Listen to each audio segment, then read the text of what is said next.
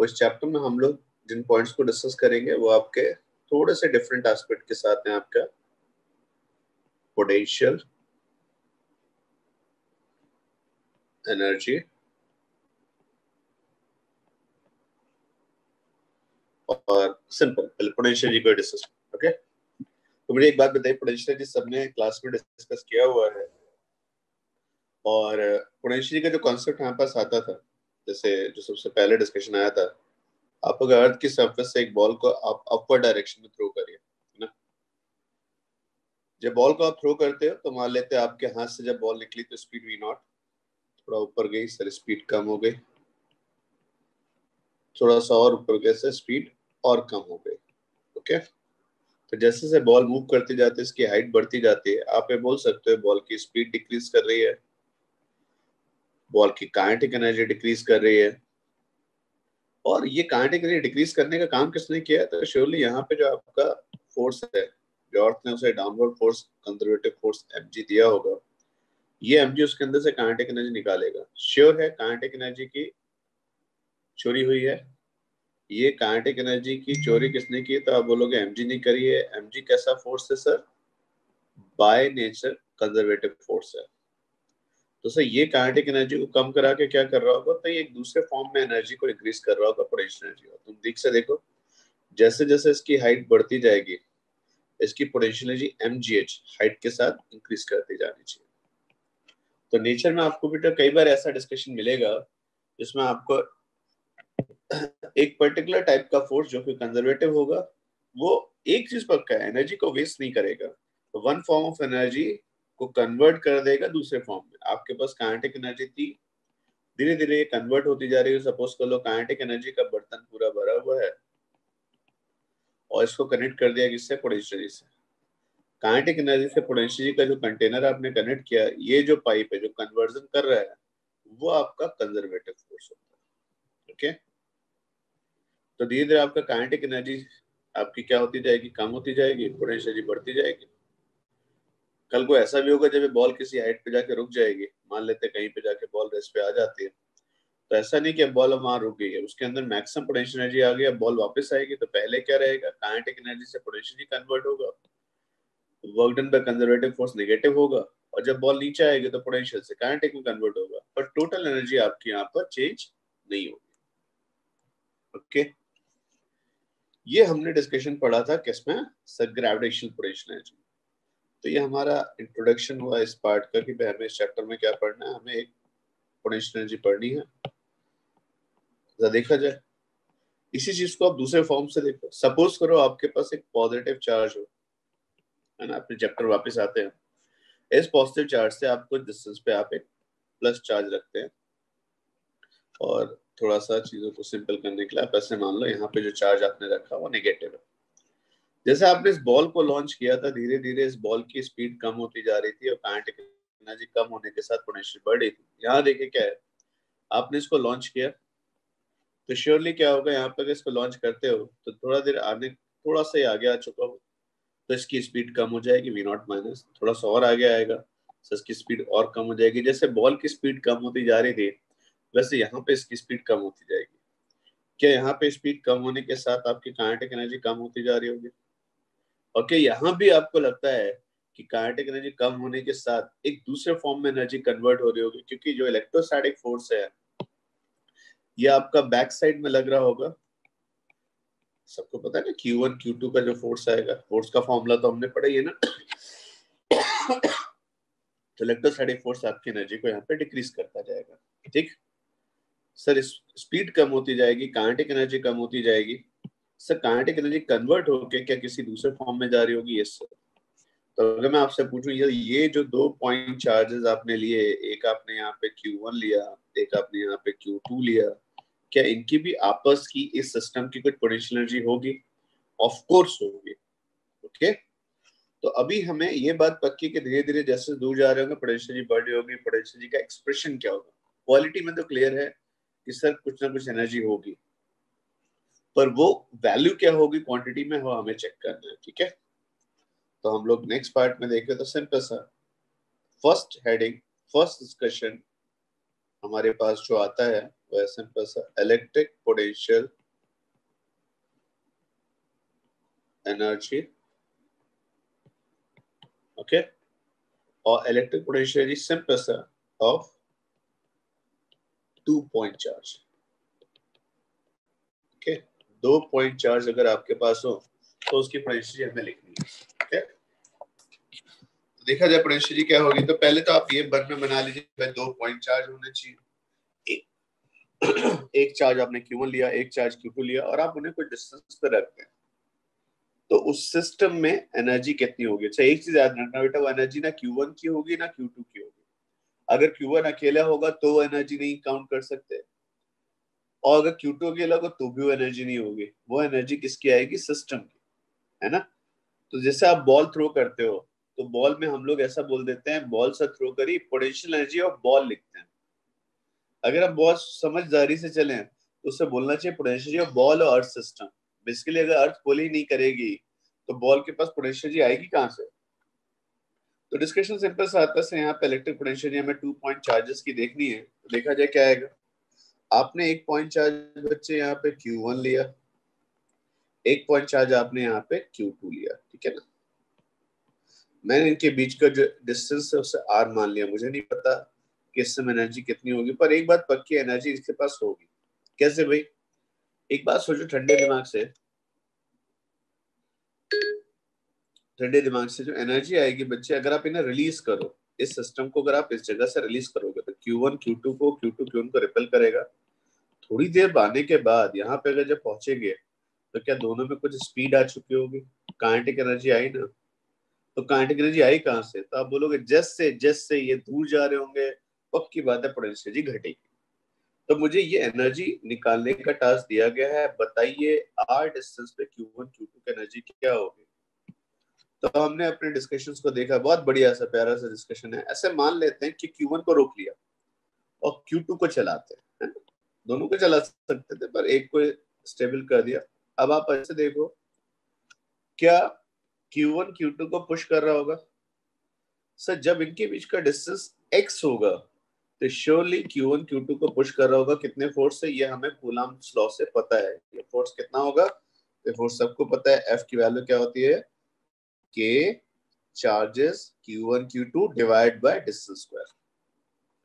अब इस फोर्स ने से पुश किया, थोड़ी देर बाद क्या यही Q2 थोड़ा सा आगे आ चुका होगा। यस सर, जब आपने पुश किया तो यहाँ पे आ गया। लेट्स से Q2 का डिस्प्लेसमेंट कितना हुआ, dx।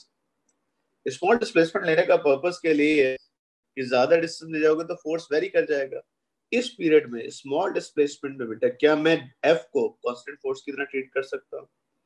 क्या F ने इसको पुश करके, F ने फोर्स ने, कूलम्बिक फोर्स ने पुश करके किसकी स्पीड बढ़ा दी होगी। Yes sir. तो क्या कुछ वर्क किया, तो work done by electrostatic force की वैल्यू सिंपली क्या हो जाएगी, F dx cos 0। क्या हो जाएगा, F dx cos 0। तो भाई cos 0 क्यों, दोनों पैरेलल हैं। F आपको क्लियर है कितना होगा, K Q1 Q2 divide by x square dx cos 0। ये आपका work done by electrostatic force during small displacement आ गया, ठीक है ना। ये क्लियर है डिस्कशन। तो भाई बात पक्की, यहाँ पे क्या हुआ होगा, देखो एक बात समझो अच्छे से। अगर कंजर्वेटिव फोर्स का वर्क पॉजिटिव होता है, जैसे यहाँ पे दिख रहा है, तो तुम्हें पता है ऐसे पुश से इसकी स्पीड बढ़ेगी, काइनेटिक एनर्जी बढ़ेगी। तो डीके की वैल्यू क्या होती है, पॉजिटिव होती है। अगर एनर्जी बढ़ी है तो श्योरली उसी अमाउंट से पोटेंशियल डिक्रीज करेगी। और ये हमने कॉन्सेप्ट 11th के चैप्टर से पढ़ा भी था कि कंजर्वेटिव फोर्स का वर्क डन और डी के बीच में क्या रिलेशन होता है। याद है क्या था, अगर D W work done by conservative force अगर प्लस एक्स है, तो पक्की बात है चेंज इन पोटेंशियल की वैल्यू माइनस एक्स होगी। ये दोनों exactly equal and opposite nature के आएंगे, एक प्लस होगा और एक माइनस होगा, इक्वल भी होंगे। जैसे 10 जूल आपने वर्क किया तो पक्के पोटेंशियल 10 जूल से कम ही होनी चाहिए। ये इनके बीच में कोरिलेशन आता है। तो बच्चे बताओगे यहाँ से डी यू की वैल्यू क्या हो जाएगी, सर डी यू हो जाएगा माइनस ऑफ डी डब्ल्यू। तो मेरे पास पोटेंशियल एनर्जी का डिस्कशन आ गया सर। हम वर्क से किस पे आ गए, पोटेंशियल एनर्जी पे आ गए, ये बी आ गया, ठीक है। अब जरा अच्छे से देखो, आपने क्या करना था, आपको यहाँ पे पोटेंशियल पूछी गई थी, तो मैं डी अगर निकालना चाहता हूँ तो मुझे देखना पड़ेगा भाई मुझे यहाँ पे लिमिट्स क्या रखनी पड़ेगी। पहली बात तो डी को आप इंटीग्रेट करिए, है ना। इंटीग्रेट करेंगे आपके पास वैल्यू क्या आ जाएगी, माइनस के common Q1 Q2 divide bye x square dx। Simple sir, जब इनके बीच का दूरी r था तो सर श्योर है पोटेंशियल जी u था, ठीक है। लेकिन अब बात दूसरी वैल्यू कैसे रखें, तो मेरी बात समझना, अगर मैं Q1 चार्ज की बात करूं, अगर Q1 से Q2 बहुत दूर चला गया होगा, है ना, Q1 Q2 के फील्ड से बाहर चला गया, है ना, तो अगर Q1 Q2 के फील्ड से दूर चला गया होगा, Q1 Q2 के फील्ड से बहुत दूर चला गया होगा, जब इनफाइनाइट डिस्टेंस पे होगा तो इनके बीच में आपस में कोई इंटरेक्शन नहीं होगा। इस समय Q1 Q2 से बात भी नहीं कर रहा होगा, तो इनफाइनाइट डिस्टेंस में लॉजिकली मैं मान सकता हूं एनर्जी कितनी हो जाएगी, जीरो। अब आप लेफ्ट साइड पे देखोगे तो जीरो माइनस यू आएगा, और राइट हैंड साइड पे देखोगे तो आपके पास के Q1 Q2 कॉमन आ गया, dx बाय एक्स स्क्वायर का integration minus one bye x आएगा, तो एक माइनस ऑलरेडी था वो कैंसिल हो गया। लिमिट क्या रखनी है बच्चे, r से इंफिनिटी। इधर आपके पास माइनस यू है, के Q1 Q2 आप कॉमन लीजिए तो वैल्यू आ गई one by infinity minus one by are. Okay, तो माइनस यू की वैल्यू बच्चे क्या आई, one by infinity minus one by r. One by infinity कितना हो जाएगा, जीरो। और आपके पास पहली बार जो आप एनर्जी बोल रहे हो वो आपकी के Q1 Q2 बाय आर के फॉर्म में आ गई। आपको क्वांटिटेटिवली मैथमेटिकली पता है कि सब पोटेंशियल की वैल्यू ये होगी। क्लियर। तो potential of two charge system अगर पूछा जाए तो सिंपल सा आंसर है K Q1 Q2 by are. Okay, ये पॉइंट क्लियर है। तो हमसे जो क्वेश्चन पूछा गया था वो ये था कि सर दो पॉइंट चार्जेस हो तो उनकी पोटेंशियल जी आर डिस्टेंस पे बताइए। जो यहाँ पे टारगेट था वो टारगेट आपने अकम्प्लिश कर लिया कि सर आर डिस्टेंस पे अगर दो पॉइंट चार्जेस रखे हो तो potential ji K Q1 Q2 by R आ क्लियर। ओके, अब बात आती है इसके अगर नेचर को चेक करो, ये सर कैसी क्वांटिटी होगी। सर एनर्जी है तो स्केलर क्वांटिटी। मैं पूछूं इसको मेजर किस में करेंगे, साइज सिस्टम में जूल से मेजर करेंगे। इसका डायमेंशनल फॉर्मूला दुनिया में जितनी एनर्जीज है सबका आपका डायमेंशनल फॉर्मूला ml2t-2। हाँ एक चीज है, ये एनर्जी प्लस भी हो सकती है, ये एनर्जी माइनस भी हो सकती है। सो एनर्जी प्लस और माइनस कब होगी, तो आप मुझे एक बात बताओ, जब आपके चार्जेस लाइक होंगे। लाइक का मतलब सर या तो प्लस प्लस लीजिए या माइनस माइनस लीजिए, तो पक्की बात है इन चार्जेस के बीच में रिपल्शन होगा और एनर्जी की वैल्यू पॉजिटिव आएगी। अगर चार्जेस आपने कैसे लिए, अनलाइक एक प्लस लिया एक माइनस लिया, तो ये एक दूसरे को अट्रैक्ट करेंगे, और जब प्लस माइनस की वैल्यू आप इस जगह रखोगे ना, यहाँ पर एक प्लस और एक माइनस, तो एनर्जी अपने आप ही किस में कन्वर्ट हो जाएगी, नेगेटिव वैल्यू में। तो अगर रिपल्शन होगा तो एनर्जी पॉजिटिव होगी, अट्रैक्शन होगा तो एनर्जी नेगेटिव होगी। क्लियर। सर एनर्जी का ग्राफ बताइए। तो एक बात पक्की कि सर एनर्जी इनटू डिस्टेंस ये एक ऐसा टर्म है जो बेटा आपका फिक्स है, यहाँ पे कांस्टेंट है। इसका मतलब समझे क्या हुआ, तुम डिस्टेंस को r से 2r 3r करोगे, एनर्जी जैसे से दूर होते जाओगे एनर्जी आपके यहाँ पे चेंज होती जाएगी, लेकिन प्रोडक्ट क्या रहेगा आपका, फिक्स रहेगा। u इंटू आर की वैल्यू आपकी चेंज नहीं होगी। तो इसको अगर हम ग्राफ पे बनाए, मैं मान के चल रहा हूँ मेरे जो चार्जेस हैं वो लाइक है। सर अगर लाइक चार्जेस हो, है ना, रिपल्शन होगा, आर डिस्टेंस पे कुछ आपका पोटेंशियल होगा, एनर्जी होगी। डिस्टेंस डबल करोगे एनर्जी हाफ हो जाएगी, डिस्टेंस क्वाड्रुपल करोगे तो एनर्जी वन फोर्थ हो जाएगी। इस तरह के पॉइंट्स को अगर मैं ज्वाइन करूं तो शेप कैसा आएगा जरा देखो। से इस तरीके से हमारी एनर्जी का वेरिएशन आएगा, जैसे जैसे पार्टिकल दूर होते जाएंगे लाइक चार्जेस रिपेल करते हुए, तो उनकी पोटेंशियल कम होती जानी चाहिए।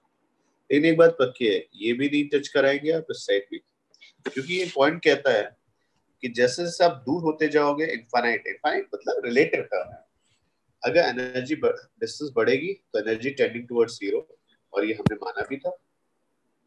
और जैसे जैसे आपकी डिस्टेंस कम होती जाएगी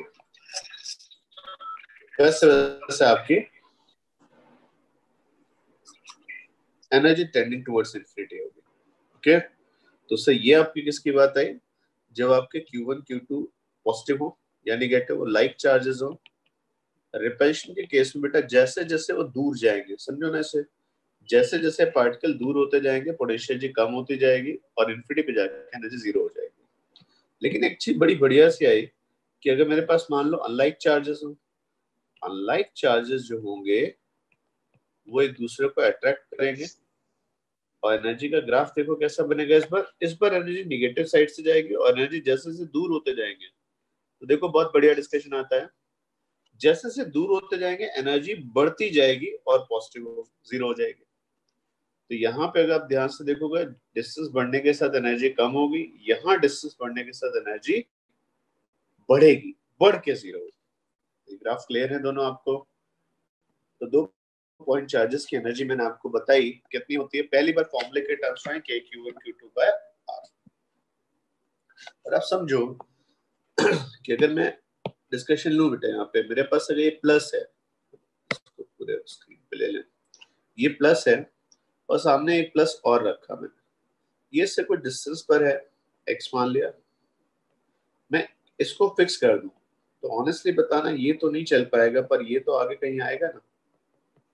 तो ये जितने डिस्टेंस पे था उससे थोड़ी डिस्टेंस आगे निकल गया, तो सिंपल इसका क्वालिटी भी डिस्कशन सोचो तो क्या होगा, सर ये दूर जा रहा है तो उसकी काइनेटिक एनर्जी क्या हो रहा है, बढ़ रही है, तो पोटेंशियल क्या होनी चाहिए, कम होनी चाहिए। तो क्या पॉजिटिव पॉजिटिव चार्ज के केस में डिस्टेंस बढ़ने के साथ पोटेंशियल कम होती है? यस। मजेदार बात यह है कि अगर तुम इसको डिस्कशन में ऐसे लो, प्लस लो माइनस यहाँ लो, अब प्लस से माइनस यहाँ पर रखा था, जैसे ही छोड़ोगे ये अंदर की तरफ आ जाएगा, यहाँ पर यहाँ तक आते आते ये स्पीड गेन कर लेगा। तो जैसे जैसे अंदर आ रहा होगा काइनेटिक एनर्जी बढ़ रही होगी और पोटेंशियल घट रही होगी।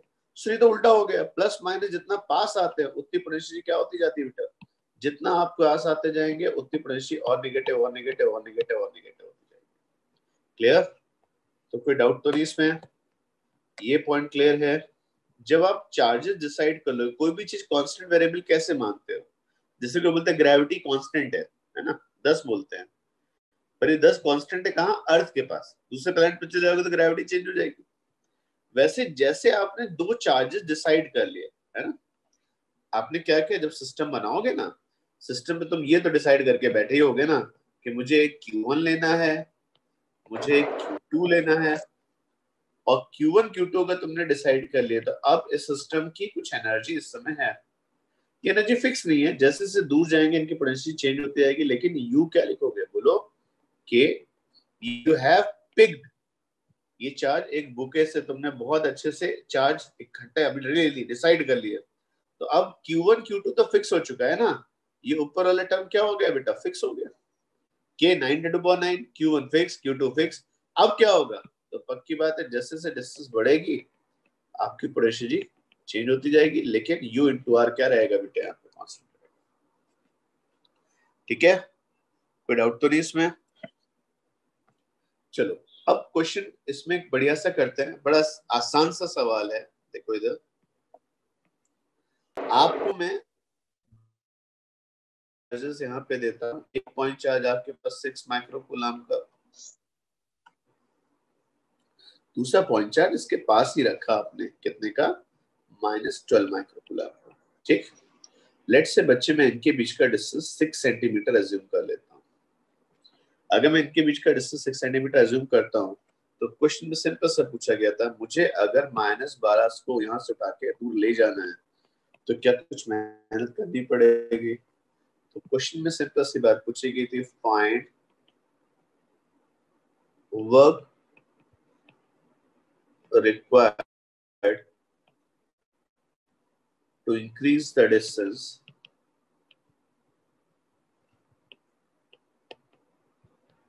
by 3 centimetre. अभी 6 है, 3 सेंटीमीटर डिस्टेंस बढ़ाने के लिए मुझे कितना वर्क करना पड़ेगा? क्लियर? तो अगर मैं इसके सोल्यूशन पे चलूं तो मेरे पास इस सिस्टम की वो एनर्जी 6 की भी नहीं होगी, 12 की भी नहीं होगी, एनर्जी सिस्टम की होगी। क्या सिस्टम की कुछ इनिशियल एनर्जी होगी? Yes sir.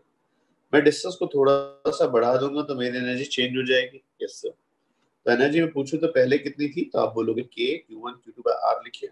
ऑब्वियसली ये अट्रैक्टिव फोर्स होगा यहाँ पर, और एनर्जी आपकी नेगेटिव, और दूर जाने पे एनर्जी बढ़ रही होगी, गारंटी है। देखिए तो भाई K लिखा आपने, तो K में तो कोई डाउट ही नहीं, सिंपल 9 10⁹ Q1 कितना हुआ 6, Q2 कितना हुआ, तसल्ली से -12 लिखिए, और 10⁻⁻12 डिवाइड बाय डिस्टेंस कितनी होगी 6 इंटू 10⁻²।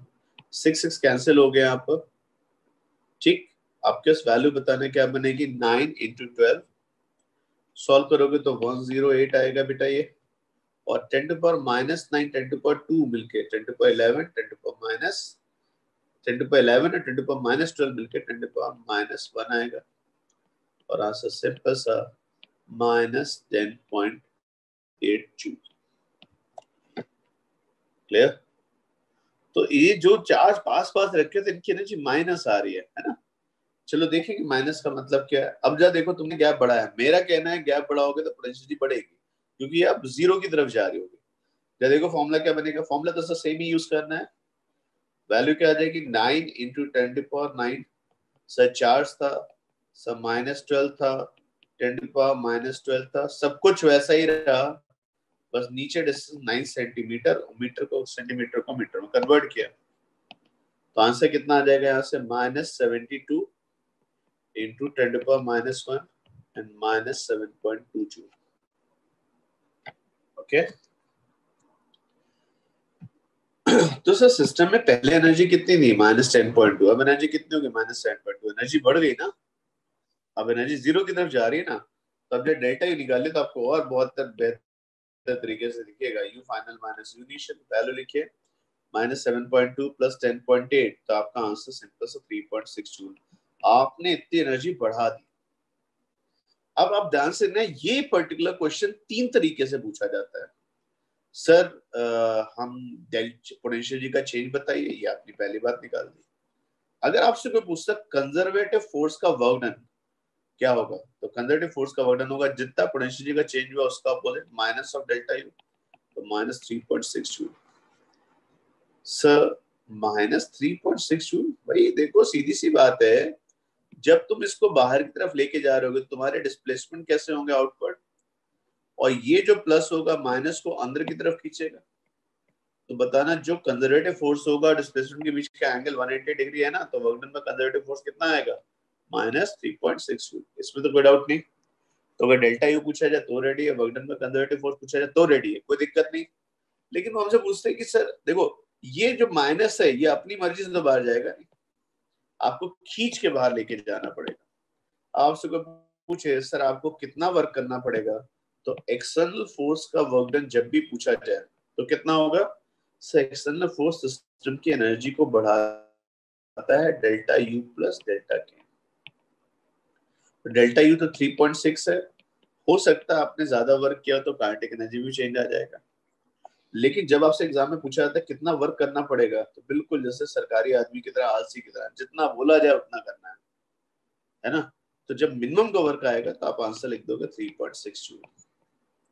सर आपको मिनिमम वर्क कितना करना पड़ेगा, तो जब भी एग्जाम में क्वेश्चन पढ़ना पूछा जाए, find the work required to separate the charges, find the work required to assemble the charges, तो आप सिंपल सा आंसर बच्चे क्या लिखोगे, डेल्टा यू। आप ही मान के चलते हो जब इनको आपने दूर लेके गए तो स्लोली स्लोली लेके गए, तो एनर्जी में चेंज आया होगा 3.6।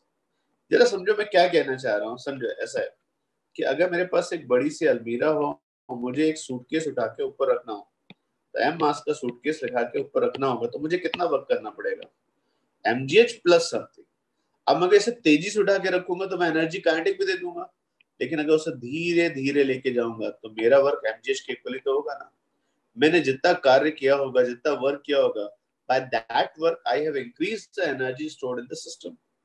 तो जब एग्जाम में डिस्कशन आया कि आपने कितना वर्क किया था, आपको हमें नहीं पता कितना किया, पर पूछे मिनिमम कितना करना पड़ेगा, सर डिस्टेंस तो बढ़ानी है ना पहली प्रायोरिटी, तो वर्क आपको डेल्टा यू के इक्वल होगा। तब याद रखना अच्छे से, डेल्टा यू सिंपल मैथमेटिकल है, work conservative force minus delta U, mathematical है। तो work done by external force जो बाहर से किया गया है उसमें थोड़ी सी फिलॉसफी है कि सब मिनिमम कितना वर्क करना पड़ेगा, तो आंसर डेल्टा यू। तो इसमें 3 क्वेश्चन आपके बनते हैं। क्लियर? कोई डाउट तो नहीं इसमें? नेक्स्ट डिस्कशन आता है कि हमारे पास 2 चार्जेस आ गए। अब अगर हमारे पास सर डिस्कशन में आया, यस सर बेटा, सर वो ऊपर वाले क्वेश्चन में नेगेटिव साइन क्यों लिया चार्ज का? माइनस है ना बेटा, -12 कूलम दिया था ना चार्ज। तो सर मैग्नीट्यूड लेते हैं ना बस अपन। हाँ तो निगेटिव बेटा लिया ना मैंने, 12 का -12 लिखा है, देखो आपको दिखेगा। सर मैग्नीट्यूड लेते हैं ना अपन तो बस। नहीं बेटा, आप अच्छे से देखो, तुम समझो अच्छे से। जब तुम K(Q1Q2/R² लिखते थे ना, तो तुमने उसके साइन का कॉन्सेप्ट पहले ही ले लिया था कि प्लस प्लस होंगे तो कैसे होंगे, रिपल्सिव होंगे, प्लस माइनस होंगे तो कैसे होंगे, अट्रैक्टिव होंगे। वो जो तुम्हें प्लस और माइनस चार्ज की इंफॉर्मेशन दी गई एनर्जी में कैसे यूज करोगे, तो एनर्जी मैंने साफ साफ बता दिया, लाइक चार्जेस होंगे तो एनर्जी पॉजिटिव होगी, और लाइक चार्ज होंगे तो एनर्जी नेगेटिव होगी, एक प्लस और एक माइनस आएगा। तो एनर्जी का प्लस, चार्जेस का प्लस या माइनस होना उस एनर्जी के साइन को भी डिसाइड करेगा। देखो प्लस प्लस दूर जाने पर एनर्जी कम होगी, और प्लस माइनस दूर जाने पर एनर्जी क्या होगी, बढ़ेगी। तो सर साइन तो अपोजिट आएगा ना यहाँ पे। ये क्लियर है? Yes sir. आपको Q1Q2/R में चार्जेस का साइन रखना पड़ेगा। रीजन सिंपल सा है, अगर तुम ग्रेविटेशन चैप्टर में चलो तो एनर्जी याद हो तो -gm1m2/R आती थी, पर वहां पे प्रॉब्लम नहीं थी क्योंकि वहां मास स्केल पॉजिटिव ही मिलते थे। वहां अगर याद करो, अगर याद कर पाओ तो ऐसा था, वहां बच्चे एनर्जी क्या थी, यू और आर की, पास में रहती, दूर जाने पे बढ़ के 0 हो जाती, याद आ रहा है? उसमें इसी क्वाड्रेंट में रहना था, यही क्वाड्रेंट पॉसिबल था। क्यों सर? क्योंकि वहां पे फोर्सेस हमेशा कैसे होते हैं, अट्रैक्टिव।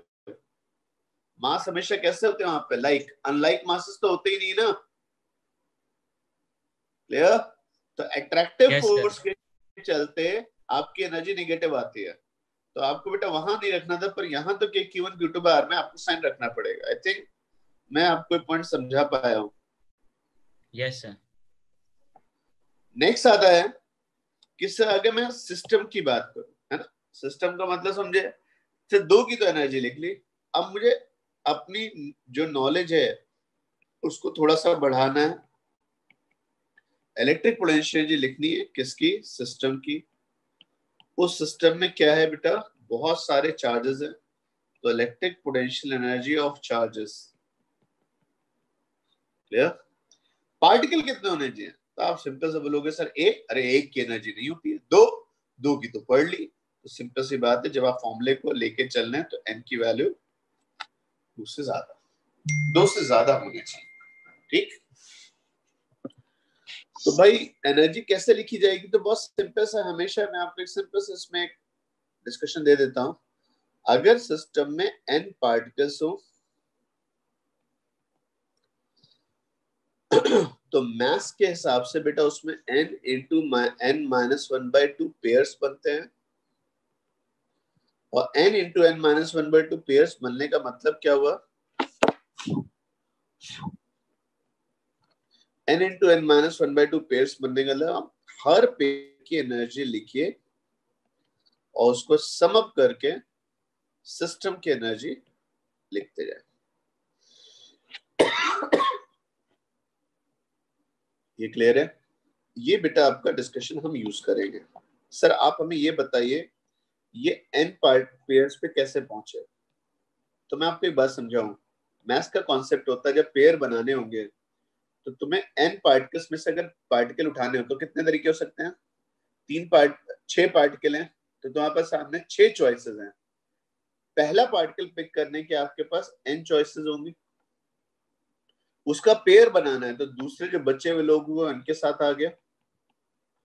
तो आपका टोटल पेयर बनाने के मेथड्स कितने होंगे, सर पहला पार्टिकल पिक किया, दूसरा पार्टिकल पिक किया। लेकिन इसमें क्या होगा, एक पेयर रिपीट हो जाएगा 2 बार। जैसे आपके पास, ऐसे मान लो ये एक चार्ज पार्टिकल है, Q1, ये Q2, ये Q3। अब इसमें मुझे पेयर कितने बनेंगे, तो आप कहोगे सर Q1 आप पिक कर लीजिए। पहला पार्टिकल पिक करने के कितने तरीके होंगे, 3। दूसरा पार्टिकल पिक करने के तरीके कितने होंगे, 2। और उसमें एक बार Q1 Q2 का पेयर बनेगा और एक बार Q2 Q1 का पेयर बन जाएगा। तो जो पेयर होंगे वो रिपीट हो गए, इसलिए आप इसको किससे डिवाइड कर दीजिए, 2 से। ये कहानी समझ में आती है आपको। तो पेयर्स कितने बनेंगे, n into N minus 1/2। Pairs की एनर्जी आप लिखते जाइए, बात बनती जाएगी। ठीक है, तो मैंने एक छोटा सा क्वेश्चन लिखा है यहाँ पर कि मेरे पास अगर मान लो 3 चार्जेस हो, सबसे छोटे से उठाते हैं बात। ये एक चार्ज बेटा Q1 था, ये आपके पास चार्ज Q2 था, ये चार्ज आपके पास Q3 था। Q1 Q2 के बीच का गैप A मान लिया बच्चे, Q2 Q3 के बीच का गैप B मान लिया, और Q2 Q3 के बीच का गैप मैंने C अज्यूम कर लिया। दिख रहा है? तो अगर एनर्जी बेटा लिखनी हो तो बताना एनर्जी लिखी कैसे है, कि बिल्कुल देसी तरीके से बताओ। क्या बोलोगे सर, इसमें एक पेयर Q1 Q2 का बनेगा, एक पेयर Q2 Q3 का बनेगा, और पेयर की एनर्जी हमें लिखनी आती है एक पेयर Q1 Q3 का। तो अगर इस सिस्टम की एनर्जी टोटल पूछी जाए तो कितनी एनर्जी होगी, पहले आप Q1 Q2 के पेयर की energy K Q1 Q2 bye A लिखिए, Q2 Q3 के पेयर की energy K Q2 Q3 bye B लिखिए, और Q1 Q3 के पेयर की एनर्जी लिखेंगे तो K Q1 Q3 by C। तो फॉर्मूला वही है, बस हमने उस फॉर्मूले को थोड़ा सा चेंज करके ऐसे लिख दिया। ठीक, इसमें कोई डाउट तो नहीं? क्लियर? तो ये बात सबको दिमाग में लेके चलनी, सर हमें पेयर काउंट करने और पेयर की एनर्जी लिखनी है। जैसे अगर मैं आपको एक सवाल दूं, बड़ा सिंपल सा सवाल है, आपने यहाँ पे ऐसे इक्विलेटरल ट्रायंगल पे के वर्टेक्स पे कुछ चार्ज रख दी। ये आपने इक्विलेटरल ट्रायंगल आपने कितने सेंटीमीटर का मान लिया, 6 सेंटीमीटर का। 6 सेंटीमीटर आपकी सारी साइड्स आ गई। जो चार्जेस आपने लिए बेटा, यहाँ पे आपका इस सरफेस पे +6 माइक्रोकूलम, यहाँ पे -12 माइक्रोकूलम, यहाँ पे +2 माइक्रोकूलम। अगर ये ऐसे रखे हुए थे तो अगर इनके जो साइज है, इक्विलेटरल ट्रायंगल की साइड है, उसको मैं 6 से किस में कन्वर्ट करना चाहूँ, 9 में, तो ट्रायंगल बड़ा करना पड़ेगा। अगर मैं ट्रायंगल को बच्चे बड़ा करता हूँ, 6 से बढ़ा के सारी साइड्स 9 की बना देता हूँ, 9 9 9, 6 यहाँ पर है, -12 यहाँ पर है, +2 यहाँ पर है।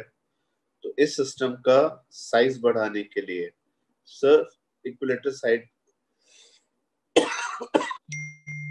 इक्विलेटरल ट्रायंगल की साइड को इंक्रीज करने के लिए 2 चीजें पूछी जाएंगी। पहली चीज डेल्टा यू बताइए, दूसरा कंजर्वेटिव फोर्स का वर्क डन बताइए, और आपको अगर वर्क करना पड़ेगा तो कितना वर्क मिनिमम करना पड़ेगा, जरा इसका आंसर बताइए।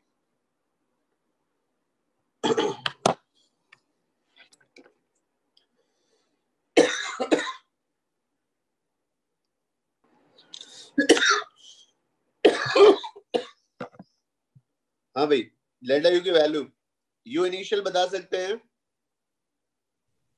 -216 ओके।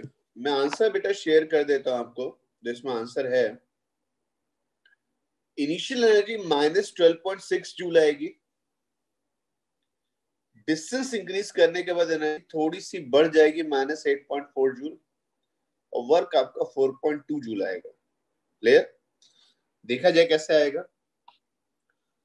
तो बेटा इसमें एक बात पक्की कि K/R कॉमन ले लीजिए, क्योंकि K सबके लिए सेम होगा, R सबके लिए सेम है। ये जो पहला पेयर था -12 और 6 का, इसकी एनर्जी अगर आप लिखोगे Q1 Q2 के लिए तो ये वैल्यू -72 आ जाएगी। ऐसे 6 और 2 के लिए लिखोगे तो 12 आ जाएगा। ऐसे -12 और 2 के लिए लिखोगे तो -24 आ जाएगा। और -12 आप कॉमन ले लीजिए, K कितना हुआ 9 इंटू 10⁻9, रेडियस कितनी हुई 6, सॉरी डिस्टेंस कितनी हुई 6 इंटू 10⁻²। इसको ऐड करो तो -72 और 12 ऐड करोगे तो -60, -60 और -12 तो -84। ये क्लियर है? 10⁻12 बेटा आपके पास यहाँ पे था, तो इसको सॉल्व करिए तो आपके पास डाटा जो आएगा देखो 6 और 84 से आपके पास 14 आ जाएगा, 14 और 9 से आपके पास 12.6 आएगा, इनफैक्ट 126 आएगा, और सॉल्व करोगे तो वैल्यू सॉल्व करने पर -12.62। इसका मतलब ये जो 3 पार्टिकल का सिस्टम था इसकी एनर्जी इस अवस्था में इस कंडीशन में -12.6 थी। अब एनर्जी बेटा का मैं डिस्टेंस इनके बीच का बढ़ाता हूं तो एनर्जी कितनी हो जाएगी? तो देखो फर्क केवल किस चीज का आएगा, आर का। पहले आर कितना था 6 और नया आर कितना हो जाएगा 9। तो आप केवल इतना करो एनर्जी में कि सर जो -12.6 था उसको 6 से मल्टीप्लाई करके 9 से डिवाइड कर दीजिए। तो उस हिसाब से बेटा नई एनर्जी आपकी -8.4 जूल आ गई। क्या मैं पूछूं सिस्टम की एनर्जी बढ़ी है? तो फाइनल माइनस इनिशियल के हिसाब से अगर लिखोगे तो -8.4 प्लस 12.6 सॉल्व करें वैल्यू कितनी आएगी 4.2 जूल। तो एनर्जी 4.2 जूल बढ़ी। अगर ये कोई पूछे कि कंजर्वेटिव फोर्स ने कितना वर्क किया होगा तो आंसर सिंपल सा minus of delta U and value is -4.2 joule. और अगर आपसे ये कोई पूछे कि आपको एक्सटर्नल फोर्स से कितना मिनिमम वर्क करना पड़ेगा तो आंसर हो जाएगा प्लस डेल्टा यू। एनर्जी बच्चे आपने ही तो बढ़ाई है। ये चार्जेस क्या लगता है बेटा दूर जाने के मूड में थे? नहीं सर, ये चार्जेस को छोड़ देते तो ट्राइंगल शायद श्रिंक करता।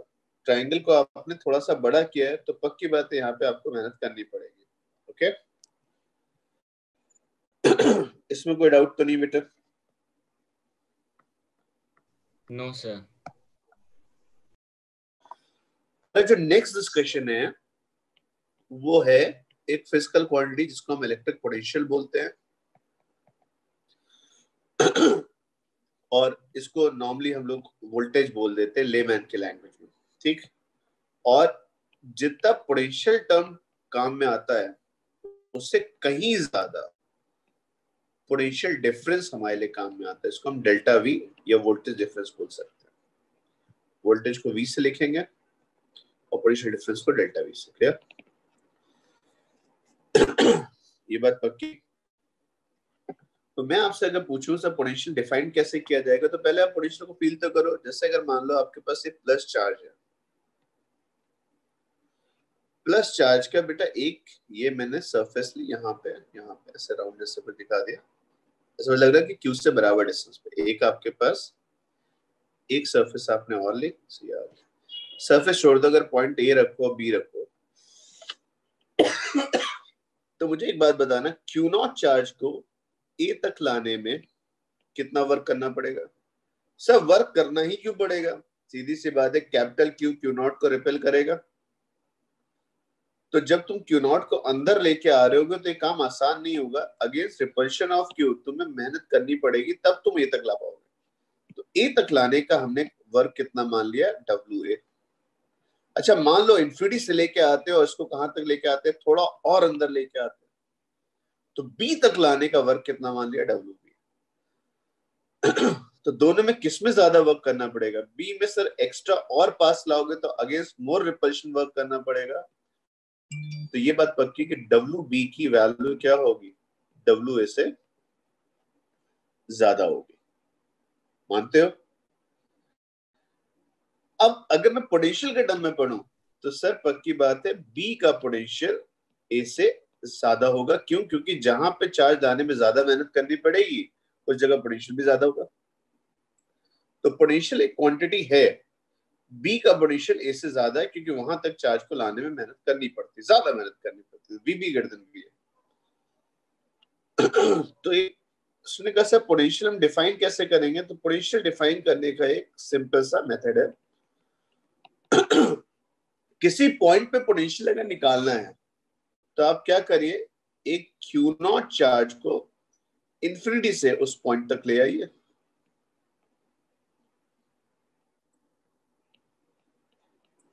इन्फिनिटी से उस पॉइंट तक ऐसे लेके आइए कि उसकी काइनेटिक एनर्जी में चेंज नहीं होना चाहिए। जैसे मान लो कुएं में से अगर आप बाल्टी बाहर निकालो तो या तो बड़े जोश में निकालो तो आप पूरी बाल्टी खींचो तो स्पीड भी बढ़ा दो। कई लोग आलसी लोग होते हैं, धीरे धीरे बाल्टी को ऊपर लाए। स्लोली शिफ्ट करो तो काइनेटिक एनर्जी में चेंज ना होगा, ऐसे लेके आना। मतलब क्यू नॉट को कैसे लाना है, बिल्कुल धीरे धीरे, हौले हौले, बिल्कुल उसकी स्पीड नहीं बढ़नी चाहिए। तो अगर मैं इन्फिनिटी से पॉइंट पी तक बेटा पार्टिकल को लेके आऊं, काइनेटिक एनर्जी में चेंज ना हो, तो जितना वर्ग हो उसका क्यू नॉट से रेशियो ले लीजिए। तो ये जो आपने बात बोली है, इसको अगर मैं वर्ड्स में लिखूं तो कैसे लिखेंगे? Potential at a point, potential at a point is defined as to bring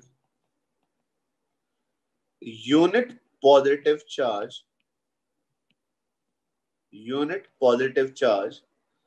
from infinity to the point P, शर्त एक लगा दी, provided it is shifted slowly। अगर आप उसे स्लोली शिफ्ट करोगे तो आपका वर्क होता है बेटा यूनिट चार्ज को शिफ्ट करने में, तो आपके वर्क को हम लोग क्या बोलते हैं? पोटेंशियल बोलते हैं। अब देखो हुआ क्या, और ये बहुत बढ़िया चीज है। जब तुम स्लोली शिफ्ट कर रहे होगे तो तुम बेसिकली वर्क डन जो तुमने किया होगा उससे पोटेंशियल एनर्जी में चेंज आएगा। बोलो, जब स्लोली शिफ्ट करते हो तो तुम जितना वर्क करोगे सब पोटेंशियल के चेंज में जाएगा। पोटेंशियल का चेंज लिखा जाता है you final minus you initial. तुम उसे ला कहां से रहे हो? इन्फिनिटी से, तो इन्फिनिटी पे एनर्जी जीरो, और यू फाइनल बेटा वहां लाके रख दिया। जहां लाके रखा उस जगह ऐसे बोल दो, potential energy of unit charge is called potential. देखो कितनी बढ़िया बात है। तो अब आपके पास एक और डेफिनेशन है, potential energy of unit charge is called potential. और भाई ये डेफिनेशन देखो, इसी का एक दोस्त था पुराने जमाने में, मतलब हमने पहले पढ़ा था, E equal to F by Q naught. मैं बार बार कह रहा हूं बच्चे कि आपका जो एक चार्ज के सराउंडिंग में एक इलेक्ट्रिकल एनवायरनमेंट होता है, मैंने पहले भी आप लोग को बना के दिखाया था, ये सर इसका इलेक्ट्रिकल एनवायरनमेंट है। इलेक्ट्रिकल एनवायरनमेंट को पढ़ने के दो मेथड हैं, इलेक्ट्रिक फील्ड और पोटेंशियल। अब आपसे कभी इलेक्ट्रिक फील्ड और पोटेंशियल क्या हुआ? भाई देखो सीधी सी बात है, इलेक्ट्रिक फील्ड में फोर्स था यूनिट चार्ज का, ऐसे करने से एफ बाई क्यू नॉट से, क्योंकि फोर्स में भी क्यू नॉट आएगा। देखो फोर्स में क्यू नॉट आएगा, क्यू नॉट से डिवाइड करने पे जो क्वांटिटी बचेगी वो सोर्स चार्ज की प्रॉपर्टी होगी ना। ऐसे एनर्जी में भी क्या आएगा? क्यू नॉट, और क्यू नॉट से डिवाइड कर दोगे तो पोटेंशियल किसका होगा? तो आप बोलोगे, पूरी लैंग्वेज क्या होगी? बोलो, potential due to source charge, कहां पर? At point P, is equal to क्या होगा? चार्ज लाके रखिए, जो उसकी एनर्जी बनेगी, एनर्जी को क्यू नॉट से डिवाइड कर दीजिए तो आपको पोटेंशियल मिलेगा। तो अब एक बात तो है कि भाई पूछा जाए क्वांटिटी कैसी है, तो सर स्केलर क्वांटिटी है। सही, इलेक्ट्रिक फील्ड जैसी नहीं सर, इलेक्ट्रिक फील्ड वेक्टर होता है, उसका डायरेक्शन होता है। ये आपकी स्केलर क्वांटिटी होगी। नेक्स्ट सर इसका यूनिट क्या होगा? तो आपका सिंपल सा answer, work per unit charge, तो जूल पर कूलाम, और जूल पर कूलाम को एसआई सिस्टम में बेटा हम लोग क्या लिखते हैं? वोल्ट। को पूछे डायमेंशनल फॉर्मूला क्या होगा, तो एनर्जी का डायमेंशनल फॉर्मूला होता है ml2t-2। कूलम है तो ampere into time. Answer will be like ml2a-1t-3। ये क्लियर है? और देखो जैसे F equal to Q naught, एक बढ़िया सी चीज बनी थी।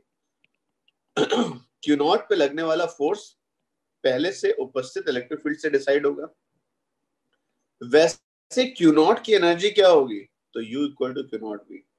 एक चार्ज से अगर एनर्जी, नो डाउट मैं फिर से कह रहा हूं, ये एनर्जी होगी किसकी? सिस्टम की। पर अगर मैं एक चार्ज से एसोसिएट करूं तो U की वैल्यू क्या होगी यहाँ पर? Q naught B. क्लियर? तो मेरा कहना यह है कि जो मैं आपसे बात कह रहा हूं वो इस तरीके से है कि सर अगर आप पॉइंट चार्ज लें तो मेरा कहना आपसे पहले दिन से चल रहा है कि सर उसकी सराउंडिंग में एक एनवायरनमेंट होता है इस तरीके से, ये एनवायरनमेंट है। ये एनवायरनमेंट अगर आप देखो तो आप फील कर सकते हो सर एनवायरनमेंट तो था यहाँ पर। इस एनवायरनमेंट को हमने पहले एक वेक्टर की मदद से पढ़ा, वो वेक्टर क्या था? ई। एनवायरनमेंट तुम्हें चेक करना है, वहां पे स्ट्रॉन्ग आ रहा है, वीक आ रहा है, तो वहां पे लाके आप एक पॉइंट चार्ज पे रखते थे और पॉइंट चार्ज पे लगने वाले फोर्स को कैलकुलेट कर लेते थे। पॉइंट चार्ज पे लगने वाला फोर्स कैलकुलेट किया और उससे क्यू नॉट से डिवाइड कर दिया, उस स्थान पे उस पॉइंट पे इलेक्ट्रिक फील्ड निकाल लेते थे। आपको एक तरीके से एनवायरनमेंट पता लग जाता था। अब क्या हम उसी एनवायरनमेंट को एक दूसरे स्केलर से पढ़ सकते हैं? हाँ सर। तो एनवायरनमेंट अगर वेक्टर से पढ़ा जाएगा तो फील्ड आएगी और स्केलर से पढ़ा जाएगा तो पोटेंशियल आएगा। सर बात समझ में नहीं आई। देखो तुम सिंपल समझो, अगर एक पॉइंट चार्ज इंफिनिटी से लेके आ रहे हो तो पहले तो देखो बाहर फील्ड के तो कुछ मेहनत करनी नहीं है। सर यहाँ पोटेंशियल पोटेंशियल बताइए ना इस जगह। अरे यार कैसी बात कर रहे हो, जब इंटरेक्ट ही नहीं कर रहा था पोटेंशियल क्या बात कर। ये इनफाइनाइट है जहां पोटेंशियल हम जीरो मान लेते हैं। अब बच्चे जब तुम्हें पता है कि जब तुम यहाँ पे लाके कहीं पे रख दो चार्ज को, कहीं पे लाके रख दोगे तो पक्की बात है ये इसको रिपेल करेगा। रिपेल करेगा तो charge acting per unit force acting per unit charge को हम लोग क्या बोल देते हैं? Electric field.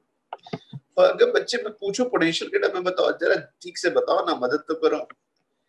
ए और बी कहाँ का पोटेंशियल ज्यादा होगा? तो सिंपल सी बात है सर, बी तक लाओगे और ए तक लाओगे, ए तक लाने में ज्यादा मेहनत करनी पड़ेगी, तो वहां पे आपको मेहनत ज्यादा करनी पड़ेगी, इसलिए ए का पोटेंशियल बी से ज्यादा है। क्लियर? तो आपको क्लियर है इलेक्ट्रिक फील्ड क्वांटिटी है जो F by Q नॉट है, एक पोटेंशियल क्वांटिटी है जो U by Q not. Clear? तो लास्ट डिस्कशन अगर मैं करूं यहाँ पे, जितना मुझे लगता है कि हम खींच पाते हैं, तो सबसे आसान जो बात आती है वो आती है पोटेंशियल किसका लिखना है। बोलो सबसे छोटी यूनिट क्या होगी? तो आप बोलोगे potential due two point charge. Point charge की फील्ड हम सबने पढ़ी है, कैसे होती थी? के Q bar square radially outward या इनवर्ड होती थी, उसके नेचर पे डिपेंड करता था। तो अगर मैं यहाँ पे एक पॉइंट चार्ज लूं तो मुझे यहाँ पे पोटेंशियल निकालना है। तो ट्रिक क्लियर है? आठ इसमें मैं फिर से कह रहा हूँ, अगर अकेले होगा तो एनर्जी नहीं होगी, पर अगर एक चार्ज क्यू नॉट को ला के यहाँ पे रखोगे तो तुमने मेहनत करी होगी, मेहनत करके तुमने इसकी एनर्जी स्टोर करी होगी।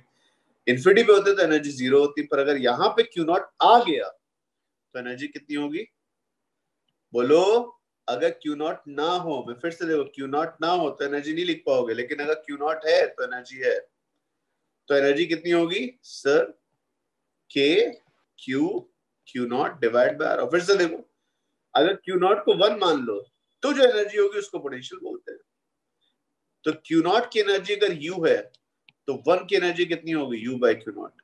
तो यूनिट की जो एनर्जी होती है उसे हम पोटेंशियल बोलते हैं, और आंसर कितना आ गया? के क्यू बाय आर।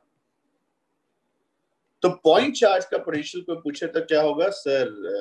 के क्यू बाय आर। और कैसा होगा सर? स्केलर है तो या तो प्लस होगा या माइनस होगा, लेकिन इसकी कोई डायरेक्शन नहीं होगी, इसकी क्या होगी? सिंपल एक वैल्यू होगी। और इलेक्ट्रिक फील्ड उसी जगह देखो तो के क्यू बाय आर स्क्वायर लिखोगे। सर ये तो देख जैसे होगा ना, ना इलेक्ट्रिक फील्ड पूरी ऐसे लिखी जाएगी, K Q by R square. R क्या? वो रेडियल डायरेक्शन होगी, आउटवर्ड या इनवर्ड डिपेंड करेगा, प्लस या माइनस। जैसे पोटेंशियल प्लस या माइनस हो सकता है, वैसे इलेक्ट्रिक फील्ड आउटवर्ड या इनवर्ड हो सकता है। तो पोटेंशियल क्लियर? मैं आपसे एक बहुत छोटा सा डिस्कशन, बहुत ही बढ़िया से, यहाँ एक चार्ज Q, यहाँ पे आपने चार्ज Q रखा, ये आपका दोनों चार्जेस के बीच का डिस्टेंस मैंने R मान लिया।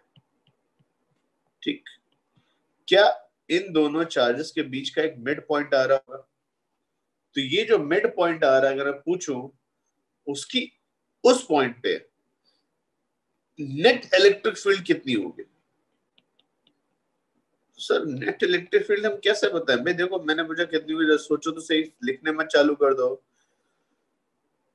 मिड पॉइंट पे इस वाले प्लस की फील्ड अवे होगी और इस वाले प्लस की अवे होगी। ये अवे अवे के चक्कर में दोनों फील्ड कैसी हो गई सर? अपोजिट हो गई। तो इसकी फील्ड ई आएगी, इसकी फील्ड इधर आएगी, तो बेटा एक की ई लिखी, दूसरे की ई लिखी।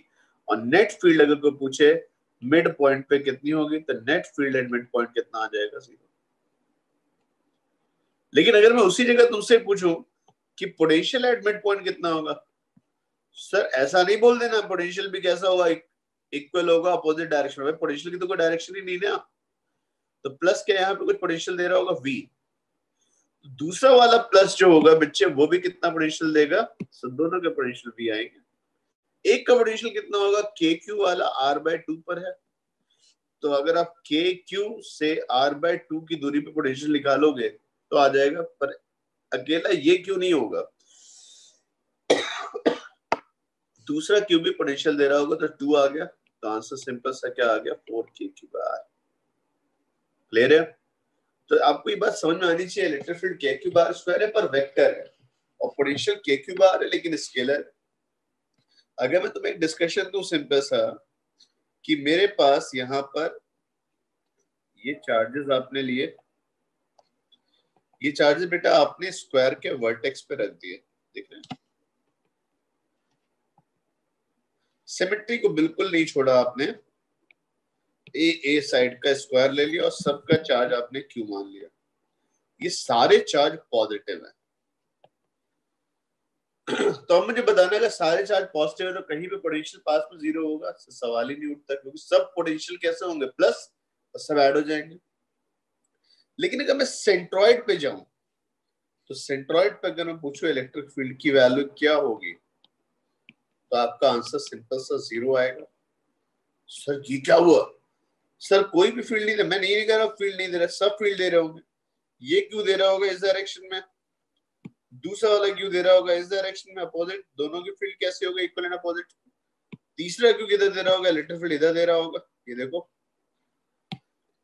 इस वाले की इलेक्ट्रिक फील्ड ऐसे आ जाएगी यहाँ पर, और ये जो आपके पास बचा इसकी फील्ड इधर आ जाएगी, इसकी फील्ड भी शो कर दीजिए, आपने कहा इसकी फील्ड में से शो कर देते हैं।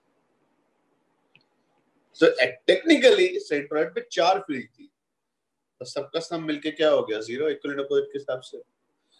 पर ये मत कहना कि सब पोटेंशियल भी 0 होगा, सब पोटेंशियल नहीं 0 होगा, जब बताना पोटेंशियल कैसे निकालोगे तो पोटेंशियल एट सेंट्रॉइड अगर निकालना है, ठीक, तो किसी एक चार्ज का पोटेंशियल निकाल दो। मान लेते हैं क्यू की यहां से डिस्टेंस कितनी थी, डी थी, डी देखें कितनी होगी, पर अगर डी थी तो एक चार्ज कितना पोटेंशियल देगा, के क्यू बाई डी। ये पॉइंट जो तुमने चूज किया है वो सबसे इक्वल डिस्टेंस पर है, तो एक की डिस्टेंस से सबकी डिस्टेंस हो गई ना, तो पोटेंशियल की वैल्यू के क्यू बाई डी, और सबका पोटेंशियल भी सेम आएगा। आंसर सिंपल सा क्या बन गया बेटा, यहाँ पर 4k3 बाई डी। डी बच्चे सबको पता है कैसे लिखोगे, अगर ये डी है तो ये भी डी है, तो क्लियर है क्या हो जाएगा, a square plus a square equal to 4d² बनेगा, और 2a square equal to 4d²। तो d किसके इक्वल हो गया बच्चे, a/√2। तो आपका आंसर सिंपल सा a/√2 लिखा, वैल्यू प्यार से 4√2 k3/a लिख सकते हैं। तो बात समझ में आ रही है, पोटेंशियल पॉइंट चार्ज का कितना होगा, k3/r, इलेक्ट्रिक फील्ड कितनी होगी, k3/r², और एक वेक्टर एक स्केलर आएगा। ओके